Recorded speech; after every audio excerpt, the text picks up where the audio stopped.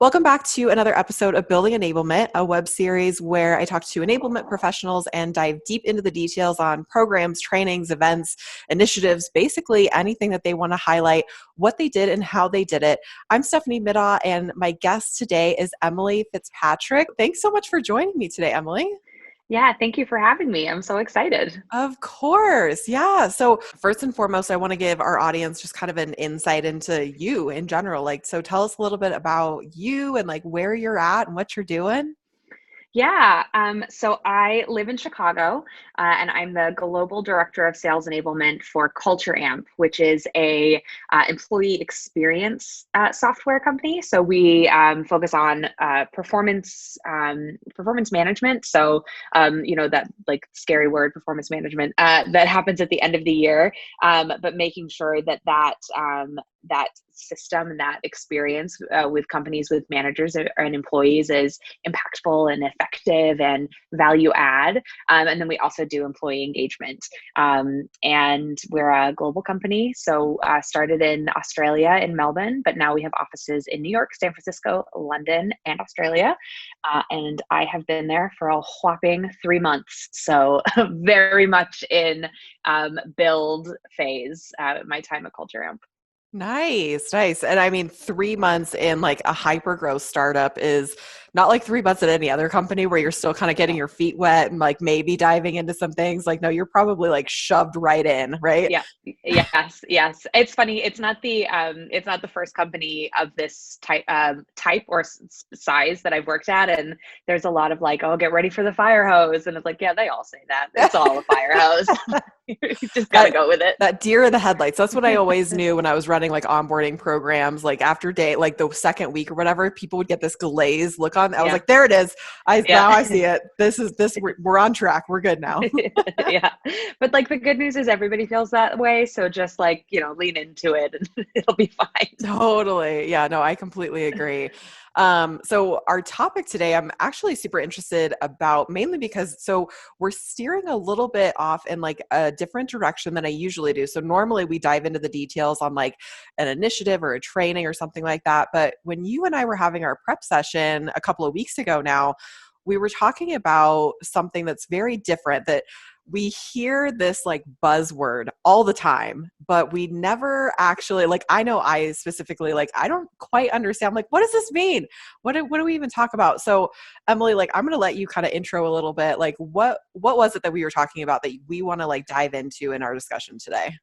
Yeah. So in my, first 3 months here at Culture Amp, I've really had to focus on this concept of gaining alignment between stakeholders and how to create relationships quickly that foster collaboration so that we are able to provide the sales team what they need, when they need it.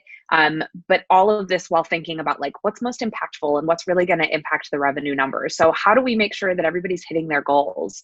And as I was, you and I were chatting of what initiatives have I run recently? This has really been my focus, is how do I set myself up for success for 2021, but also just for my role and my team at Culture Amp to make sure that we're seen as a partner, as somebody that is driving alignment, and that is really talking about and not just talking about, but actually collaborating with other teams. So how do we see ourselves as the force for collaboration internally?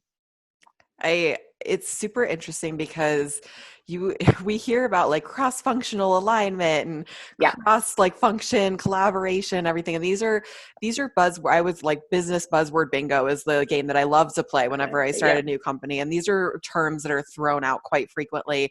And it's one of those things where everybody defines it a little bit differently. Everybody defines collaboration differently, cross-functional alignment. What does that even mean? Right. If you break it down to someone, especially if anybody's watching this show is thinking about getting into the enablement profession, or they're a specialist looking to work their way up, these are terms that are thrown around kind of at that leadership level. that Mm-hmm. you kind of have to do that like SAT, like guess what the word means within the context of a sentence. Like, what does it Yeah. actually mean? So this discussion is going to be a little bit different than like normal. So I'm going to say like, let's dive in and like kind of define this, like for you specifically, when you say cross-functional alignment, like let's start with alignment first and foremost, and then we'll go into collaboration. In your like mind's eye, like what are you trying to achieve at a very tactical, basic level when you're trying to form that alignment across those functions? Yeah, for me, like the simplest way that I can think about it is I'm really trying to become like the company busybody. Like I want to know everything that everybody's working on, what's coming next, how successful are they at developing this. So like I really the goal is how do I know what's coming from all of the different teams so that I can help connect the dots and get people talking to each other like, oh, you over here in content marketing are working on this, but actually did you know that the product team is working on this? And like there, if those things can happen at the same time, that will be so much more impactful for our sales team. So like really trying to be the person to like pull back, pull back, pull back, pull back so that I can see the whole the big picture of everything that our go-to-market organization is trying to do to impact the conversations our sellers are having with prospects or that our CS team is having with customers. Like what is it going to the market? So that's really what I think about. But like I'm like really just trying to be like the neighborhood gossip. Like I just want to know. I love that. And it's so true because when you think about enablement like as a function, we are so closely connected to so many departments across the business. You kind of do have to be that busybody, like nosy Mm-hmm. person. Like it's, you just have to have it. You need it. So I think this is definitely an interesting like avenue and kind of like place to put it is like, first and foremost, if you're talking about alignment, it's literally talking to other people in the organization. That's all Yeah. it is. And it goes back to like when I didn't understand what networking was when I first became a Yeah. professional. I was like, this sounds so fancy and like adult, and like I'm not anywhere near this. Lo and behold, networking is literally just talking to other professionals. Right. That's all it is. So Right. like cross-functional alignment, literally talking to other departments like within the organization. So Yes. let's then kind of like pivot a little bit because there's alignment, knowing like who's doing what and when. Then there's collaboration, Yeah. cross-functional collaboration. What does that look like to you? Yeah. I think for me, the biggest example of this is um, in so many organizations, departments are siloed, right? Like people are working like within like the confines of like, here's my job, like this is what our team is trying to accomplish. And I think there's nowhere to me that that's more obvious in most organizations than between sales and marketing, which is mind-boggling because like they're trying to do the same thing. And so for me, it's about looking for opportunities of like, where is there overlap? Like, where can we make it so that people aren't working on the same project in different ways, but like we can get them connected. And it's such a simple thing, but um, when you're new to an organization or even just like trying to set yourself up for success and it for next year, just taking the step to be the one to initiate the meeting and then taking the action to like in that meeting say, when should we meet and how should we work together next year, and having a plan for that and getting it in the calendar. Like it's such an easy step to take, but if we know we are going to meet as this collaborative group, and I have a couple of different pods that I'll meet with, but looking for opportunities of where do I need to meet with people one-on-one, where do we need to bring it into a larger group, and where can I just ask the question. And I feel like a broken record, but I ask this all the time, like who should be in this room that is not currently here? Like how do we bring, and I'm always advocating to bring sales into the room, like bring sellers or sales managers, because I find often they're left out of some of those more marketing or ops focused conversations, and we're doing things for them thinking that it is for the best interest of them, but they're not there to say like, I would never say that, or my customers don't ask about that, or like I wouldn't even know how to find that if you did build it for me. So like bringing them in to be part of the conversation. So that's really where like looking for opportunities to partner with other teams. That makes sense. And if you think about it, if you're creating, a lot of companies have these customer advisory panels or Yeah. groups or whatever, when they're building out their products, like you Right. want to make sure that you're building a product that your customers want, desire, like actually going to be able to use. Why wouldn't you be doing that the same for like enablement? Why wouldn't you be bringing in your sales reps? Why wouldn't you be bringing in your sales managers?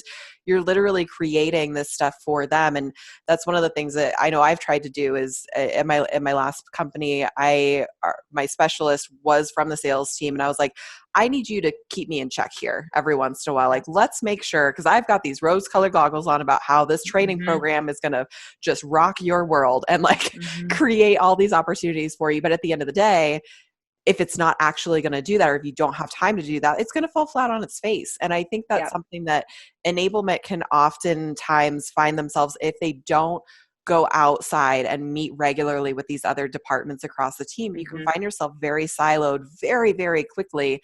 And then all of a sudden you're not having the impact on the business that you want to have. Yeah, absolutely. And I think at a bare minimum, and this is such a good time to do it as you're starting to think about kicking off for a new year. I mean, I guess whether or not your fiscal year starts in January, but like really thinking about meeting quarterly with the teams that have the biggest impact on sales. So they're creating content or driving something, dropping something that we then expect sales to pick up and then do something with. And I meet with them just to say, like, what's coming, like what's on your build list, when do you think it will be done by, and like let's not, we're not committing to anything in like hard dates, but like let's just have this hypothetical conversation. I put it together in one document and then show that document to everybody that I meet with so that they can see, like product can see, like, oh my gosh, like a rebrand is coming, I had no idea. Or like, oh, we've spent all of this money to bring in somebody to do like competitive intelligence training for us, like maybe now's not the right time, right? So like we can get an understanding and of what's coming to the sales team and how much change are we expecting them to undergo. And if you're in tech, or if you're in a fast growing, fast scaling company, everybody's on board that like a lot of change is going to be happening all of the time. But what we're looking for is like, how can we have impact and how can we connect things for them? And even just taking the action to like scope everything and put it into one document, that I've gotten just such positive feedback from teams of like, oh, I had no idea, or like this is just really helpful for me to see. And that's where I think you start seeing like it's like creating empathy right through the organization of like, here's what everyone's working on. That's one of the things that I think was the most shocking to me was I'm a big believer in documentation, just like note taking in general with Mm-hmm. conversations that you're having. And that doesn't happen, especially at these startup companies. Typically, the conversations will happen between a group of people. Maybe somebody's Yeah. absent, maybe somebody wasn't included, and the conversation will just kind of like end there. And then it's a game of telephone after that, Yeah. as far as like what was said or what was communicated. So even something as simple as like making sure that there are notes from the meeting that you had to include other people that should have been like there in the meeting or weren't able to attend or whatever it is, something as simple as that can have such a huge impact on the general communication and like opening up and breaking down those walls and those silos that might be starting to Mm-hmm. form at a company. It's amazing how something that's just simple like that can make such a big difference. Yeah, absolutely. And something that I do because like for whatever reason, like I like just watched too much Mad Men, but like it's very triggering for me, like as a professional woman to like always be the one taking notes. Like I'm not gonna be the Yep. one always taking notes. I'm not gonna be the one taking the coffee order like very early in my career. But what I will do is for those meetings where people are going to meet frequently, I just start a working document. And as at the start of our relationship together, I just say like, let's just like tag team, like everyone will take a turn at taking notes. And then at the beginning of the meeting, you just say like, hey, X person, like you're taking notes today. It's like, it's simple, but really just documenting and like having that agreement and like those expectations of like, here's how we're going to work together and here's how we're going to keep each other informed, I just find it to be so helpful. And it's appreciated, right? Like nobody is wanting to like not like keep things a secret and like not tell anyone until they like, drop it in an email or Surprise. Slack. Yeah.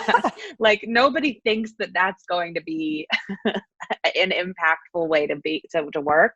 but it's like this adage in enablement. If you spend any time talking to like other enablement professionals, like bringing enablement in, they're like, hey, we're launching this thing tomorrow, can you enable the team? And it's like, cool, yes, I needed to know weeks ago. And so I just started thinking, like, how do I move myself out of, like, I don't want to be like a victim of that anymore, so how can I be more proactive about knowing things early and knowing things before, getting ahead of that change. And it doesn't work all the time, and like stuff drops, and like you just, you have to roll with it. But Yeah. being proactive about, like, how do I build these relationships to help them understand why I need to know, and what having me know can do for them, I think is really impactful as well. That's a really good point. And I think this segues very nicely into this other topic is like, how do you, or have you experienced this before, where you've created those relationships in the company and the team, and you're still not quite breaking through, and like you still don't quite have a seat at the table from an enablement perspective, and it's pretty consistently being like reactive to things like, Yeah. hey, we need things tomorrow, we need it tomorrow, we need it tomorrow. How do you kind of combat that a little bit? Like, how do you prove or get somebody to buy in that like enablement needs a seat at this table when decisions are being made? What does that conversation typically look like that you've experienced, or ideally would look like? Yeah, I mean, that's a whole other like podcast of like advocating for yourself or like advocating for your team. But yes, I can think of so many examples of that. And one of the ways that I found um, that I found success in starting to move that needle to get enablement into the conversation earlier is when I find out about something, like doing the due diligence of like, okay, here's the program based on like getting a feel for like what amount of change are we expecting? Like, what is the behavior change? What is the impact that this program is going to have? And so like the example that I have in my mind right now is like a rebrand, right? Like we had this rebrand and we got communication. It was like a Tuesday, and we got a communication from our C-suite that like they wanted the entire sales team fully certified on this rebrand by the following Monday. And we like, this was our first, like, and I'm not kidding. And this was our first time seeing it. And I was like, I mean, like I could record you talking about it and send it to the team, but like that's not a certification. No big So deal. It's just a no big rebrand. deal. Yeah, I was like, I'm certain that we can have the reps completely change the way they're talking about our product in 3 business days. No problem. Um, so I was like, listen, I could give them what they want and just send out the recording, or like let me take a little bit of time, a couple of hours, and put together what I think an impactful plan to implement this level of change would look like. And so I pulled together, it was like a 3-tiered approach of like, let's break it down to its simplest form. Like, what are the tenets, like what are the key components of this messaging that we can probably launch by Monday if you guys can commit to getting me videos, right, of like, here are the buzzwords, here's the category, right, like what are the main things. And I introduced it as like, we're going to put like, we've got a vase of water. We're going to drop a little bit of color in at a time, and slowly the color will fully change. Right. So like, we're just going to drop in a couple of pieces. And I let them know that the full rollout of the plan, including the certification, like the full certification of the entire team, I would say would take about 3 or 4 months. And I explained to them why. And I explained to them all these different stages and what would happen at these different stages. And there were a lot of light bulbs in that moment of like, oh, first of all, we could have started this already. Like, we didn't need to wait for like all of the templates and like for creative to be done with everything for us to have started this first stage. And so I think that's where enablement can really show value, is like, don't hesitate to show what really, really good could look like, what a really thorough, like best in breed program could look like. And then talk about like, what is a lower level, a lower level, a lower level, and what are you giving up every like step down that you take. We ended up doing the full program, which ended in like a certification at our kickoff, which was really, really cool. but we gave it time to breathe. And I think that was where, for me, the C-suite saw like, oh, we do need to, like, enablement. We need to be bringing them in earlier, and so that was where we started having more regular check-ins and that kind of thing. So I think that's. I mean, part of it is helping people understand what enablement does at a company, and to explain like, this is the benefit of bringing me. This is the kind of work that I can do for you. If I have enough. If I have enough time, right, to really prepare and to deliver something really great.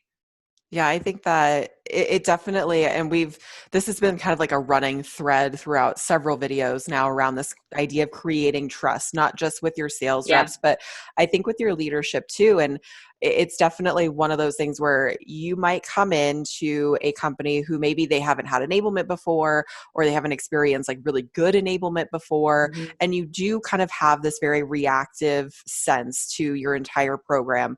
And it's okay for like the first little bit for it to be reactive. And to your point, coming in and being like, this is what good looks like. And having a couple of like good rollouts under your belt, and then a couple of Yeah. maybe not so great rollouts under your belt, then you can come to them after a little bit of time and be like, which one do you want to Mm-hmm. move forward with? Like, let's have a good philosophical conversation around what do you want enablement to look like at your organization, because this is the impact that it's having when we do it thoughtfully and in Right. like when there's value to it. This is the like not really such a big impact that it's having when we don't do things this way. So creating that trust and that bond with the leadership, which again gets back to our entire conversation around the alignment piece and making Yeah. sure that you are kind of that busybody like in the Yeah. organization, knowing what's going on. That will help you get ahead of all of these things. It does take time though, and I think this Yeah. is, you're only 3 months into your new gig there at Culture Amp right now. It's not going to happen in the flash of an eye. No. It's not going to happen like, with the snap of a finger. You do have to cultivate those working relationships internally Yeah. in order to start seeing that impact further down the line. Yeah, and I think it's important too to realize like who are your allies and who are the people that you should be talking to. And I think there's like, I just find so much value in meeting with people who are like leading functions, leading teams, directors, like maybe not VPs, maybe not C-suite. Like, I want FaceTime with those people. Obviously, like, I want their alignment. I want their buy-in. I want them to know what I'm doing. But what I think is really a win, especially as you're trying to prove the value of an enablement at an organization, is when that C-suite or that VP is talking to multiple people that report to them, and they're all bringing up your name of like, yeah, I met with Emily about that, or Emily let me know that she's doing this. So like, how often, like, obviously, like, in a good way, right? You don't want everyone to be like, oh, Emily. But like, how do you let them know that like, I'm in the conversation, right?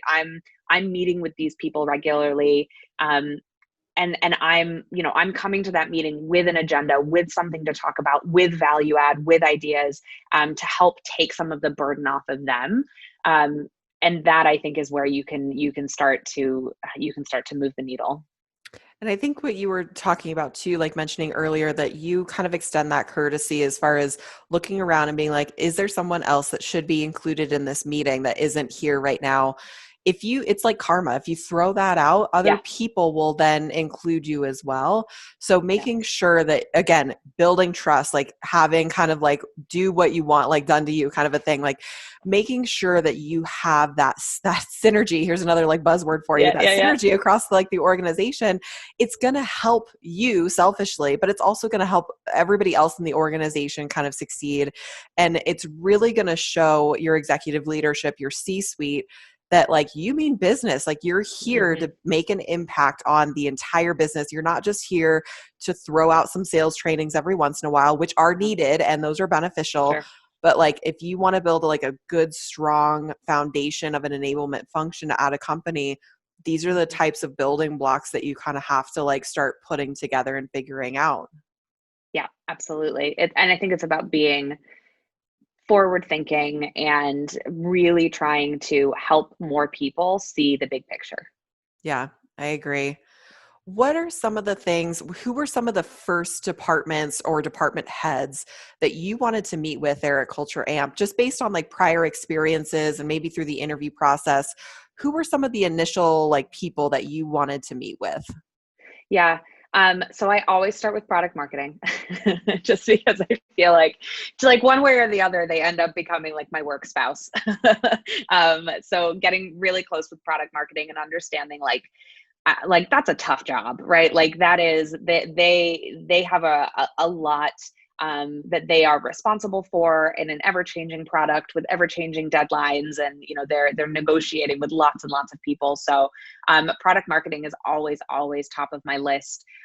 Sales leaders are also really important, like making sure that they know that they are a priority, like they are my number one customer. So how do I get consistent face time with them, and where can I add value early on? Then I also look at, and like very selfishly, but like I will look for customer education teams, mostly because I leverage a lot of their content, especially for product releases. So customer training teams, as well as like support training teams. I have found that on like if you want a good onboarding program, go to your support team, because like they have to know so much so quickly to answer all of their customers' questions.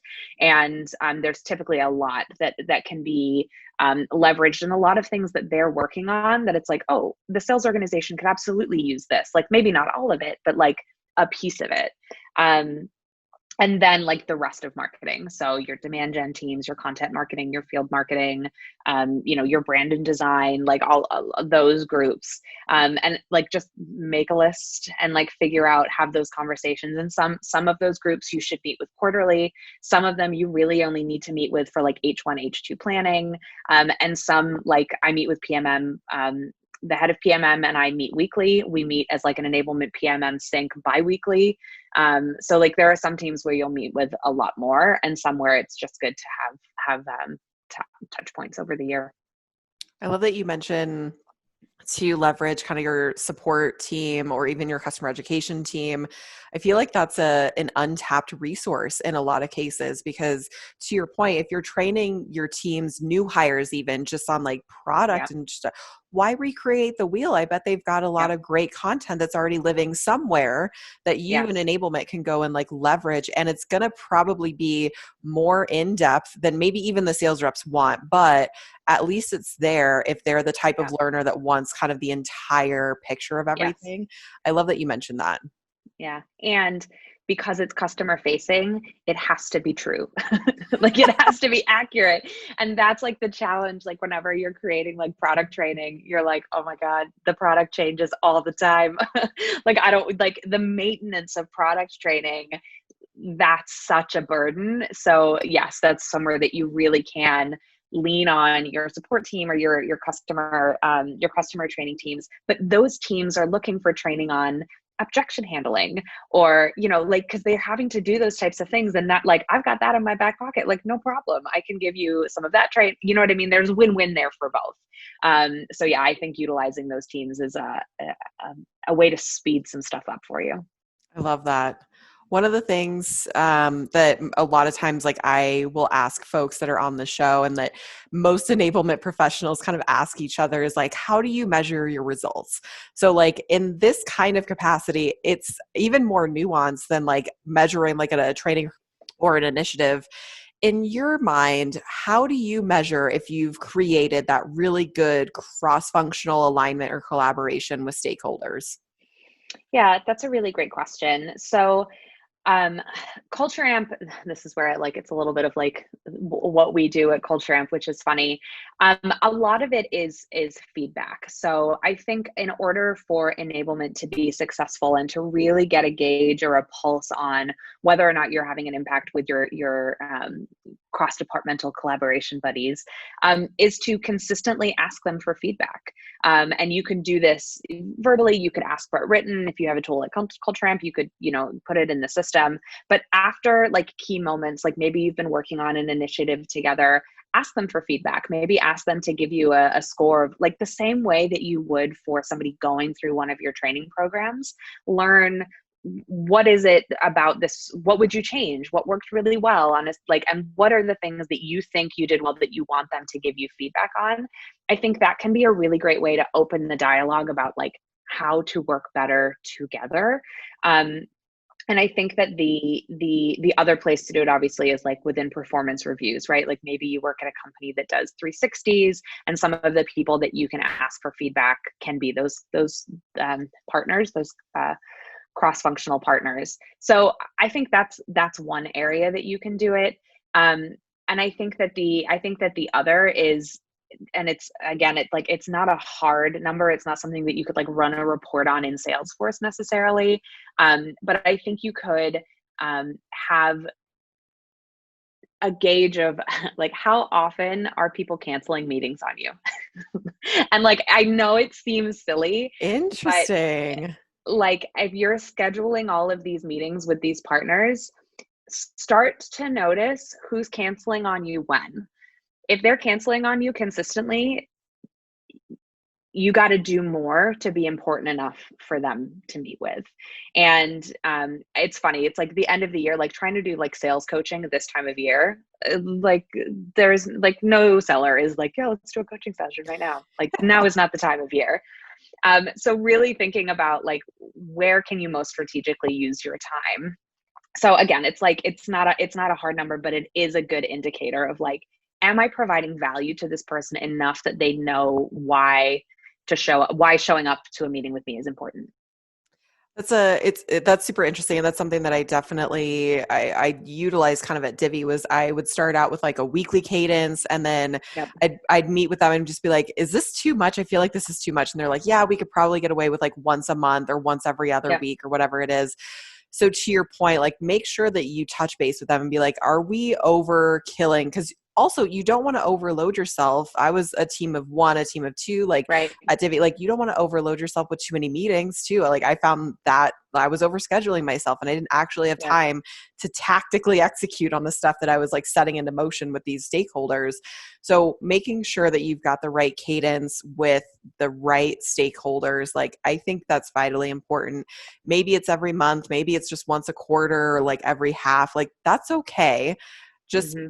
I like you mentioned like just keep an eye out for some of these nuances. Like if people are canceling on you pretty regularly, don't take it to it. Like don't take it personally. Mm-hmm. Just meet with them and be like, hey, this seems like we're meeting too often. What would be a better cadence for us instead?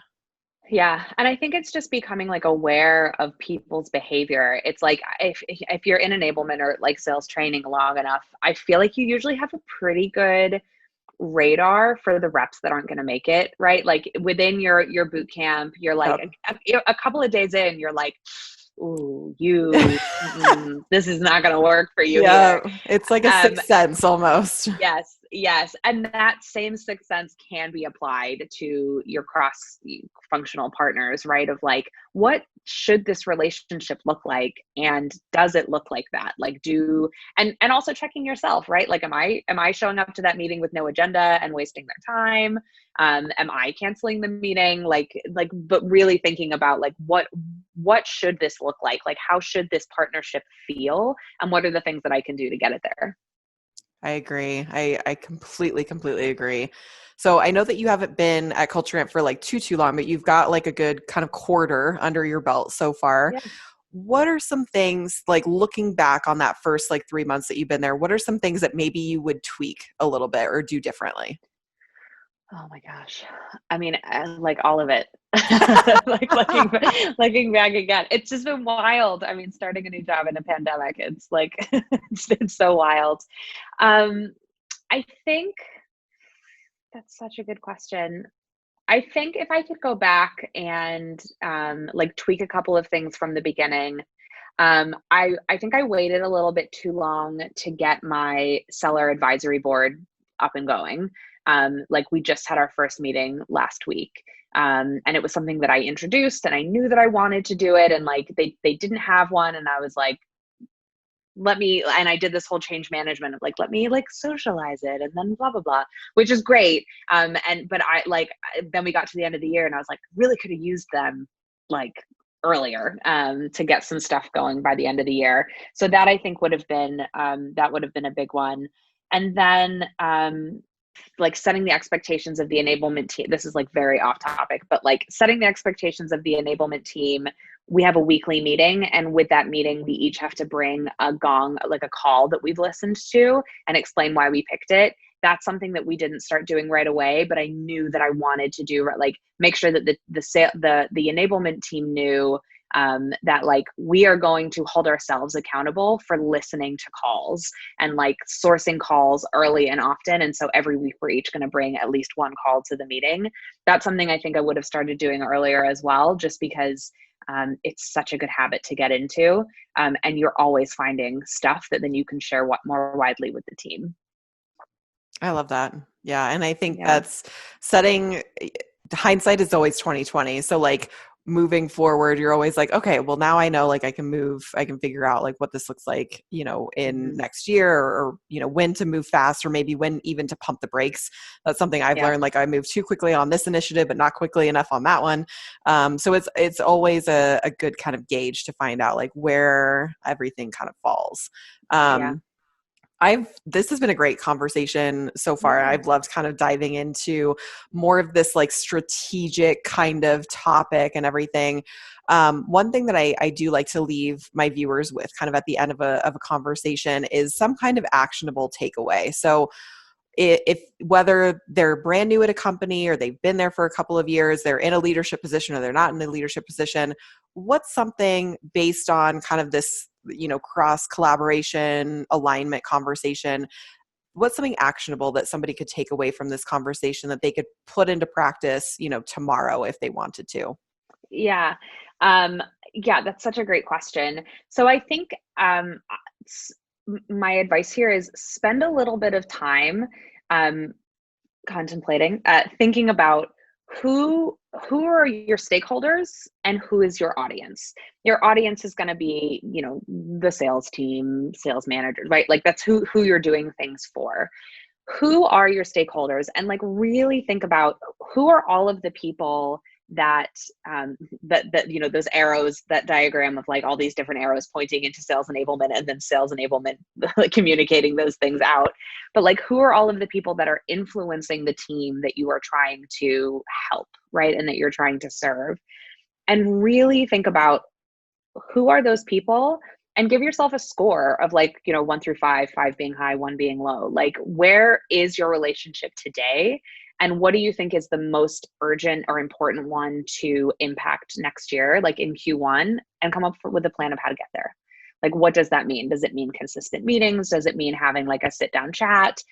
What do you know about the person? And there's a great plugin for LinkedIn. I think it's called Crystal. And oh my gosh, let me look at this. I haven't heard about this. What? It's so great. So it's a little plugin for LinkedIn, and it gives you like a little spit out of like, it's kind of like a disc profile or an insights profile, but like what's their communication style. And I use it. I like snoop on everybody that I'm meeting with, and I'm like, how do they like to be collaborated with? How should I email them? Like, are they an introvert or an extrovert? Yeah, it's just like a little plugin that you can put on your LinkedIn profile. And it's super, super helpful. Interesting. I love this kind of like behind like psychology of people in general, that type of stuff. So that's super fascinating. Crystal is what it's called? Yeah, it's called Crystal. Yeah. And you just go to like, I think it's like Crystal.io. Oh, it's called Crystal Knows. Crystal Knows, like KNOWS? Yes. Yes. So it's Crystal Knows, and you can install the plugin to your Gmail. And it shows up on your LinkedIn profile. And so I think with the free membership, you get 10 a month. But basically you go to someone's LinkedIn profile and you like press the little button, and it like spits out their disc profile. So like their communication preferences. And then you can also use it if you're a seller.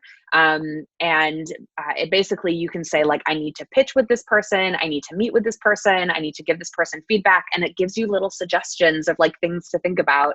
And like, I'm a big nerd for like disc insights and all of that stuff. Yes. But it's I'm getting so excited. Yeah, it's amazing. But I'm like, I'm meeting with someone, and especially like, if it's somebody in like product or ops that like I just know like it's just painting with a broad brush and like such a stereotype, but if I know that our communication styles are probably like stereotypically going to be really, really different, like what shouldn't I do? But like really that's a way that I kind of check myself of like, how can I communicate more effectively? How can I have a better impact on my relationship with this person and meet them where they are so that we can accomplish our goals together? So that's a tip. I Is love it. find crystal nose and snoop on all your coworkers and I'm going to link it. profiles. I will link it in the comments for sure so that everybody Yeah. knows and everybody can communicate a little bit better Yeah. together. That's fantastic. Thank you. Yeah. Yes, you're welcome. Awesome. Well, Emily, this was a great conversation. I really enjoyed everything. If you're watching this video and you want to connect, be sure to connect with Emily on LinkedIn. She's also in the Enablement Squad Slack channel, which I know I've plugged a couple of times. If you're not part of that and you're actively like in the enablement like space, definitely like hit me up, let me know. We'll get you added in there. Emily, thank you again so much for joining me today. Thank you so much for having me. This was really fun. Yay. Awesome. Well, if you, thanks obviously to all of our viewers for watching this as well. If you or someone that you know in the enablement community would be great to highlight on the show, please do tag them in the comments or in the thread below, and be sure to connect with all of my guests on LinkedIn for additional insights. If you like the video, go ahead and hit the thumbs up button and subscribe for when I upload new videos. And until next time, keep building, everybody.